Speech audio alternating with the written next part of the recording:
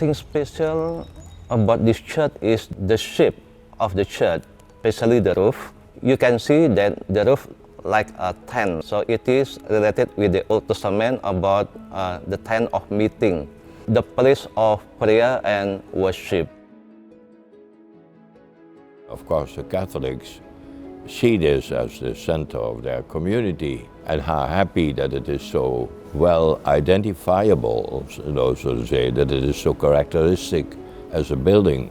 It's really different from other churches. One thing about it is like whenever you drive past here, people will, like, you know, when you say, oh, I go to Blessed Sacrament Church, people will say, oh, is it the church with the blue roof? Or is it the church built with bricks inside? That's something that I really love about the church. It's like unique. You don't get it everywhere. Yeah. Other than coming to church every Sunday, I would say coming for catechism classes, playing with my friends, football at the grass patch behind our church. I think those are the few fondest memories that I have.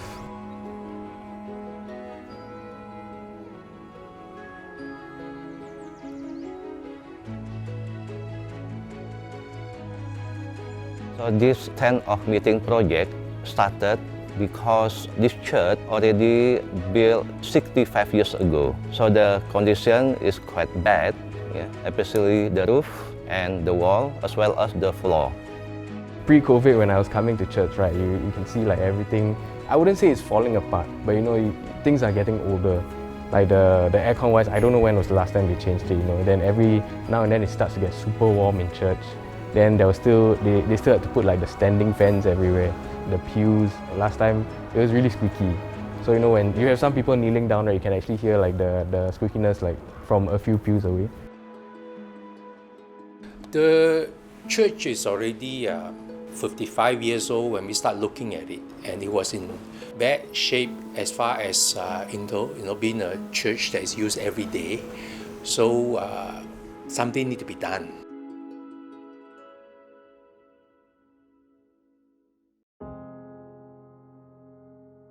When we got further into investigation of the church, we realized that the roof originally that we did not want to remove had actually asbestos fiber intertwined inside the creation of the roof tiles.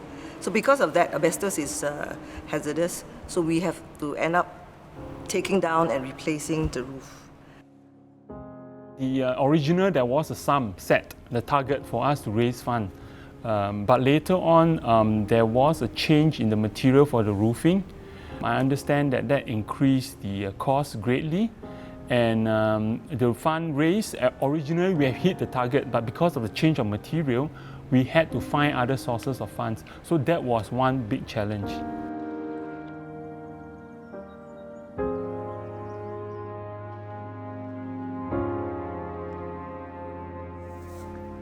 During the renovation, we used Damien Hall. And of course, the number of the congregation is lesser. It is also because of the outbreak of COVID-19. So at that time, very few people come to church to pray. The hall back then was very hot, squeezy, and yeah, I would say it really didn't feel as good as what it was back then in the main church. So actually I went to another church for masses. I wasn't really coming here too often. I actually stopped coming to church regularly. I started attending masses online because, you know, convenience-wise, it's a lot easier rather than having to come down and then squeeze here. Sometimes it gets really hot during mass, especially when we do it in the Damien Hall. So I'll just do it like in the comfort of my home, you know, with my family, attend mass online. There are certain parts of the Mass where we are required to kneel. At the start, people are not comfortable, right? Especially the older generation who cannot kneel on the hard ground. So that was one of the change that we had to make to adapt to. And also the proximity to the sanctuary, right? This is a makeshift sanctuary, the stage is different from the one that we have in church. So it's something that we need to adapt to, all of us, for that short period of time. When the place is not comfortable for people, they would definitely move away to someone more comfortable. After all, when they go for their masses, their Eucharistic celebration. It's the same everywhere. Right now, only about 20 or 30% of my friends are still in church. Yeah, some of them they left to go to other churches, or some of them completely left the faith. I guess maybe they feel a different calling or something, or maybe they just lost interest. We pray hard that they will come back because the church give them free will, the same as we give them free will. So as a believer and as part of the community, we tend to communicate to them directly. We again invite them, please come. We miss you in this parish. So that's how the action, it becomes like a personal approach also.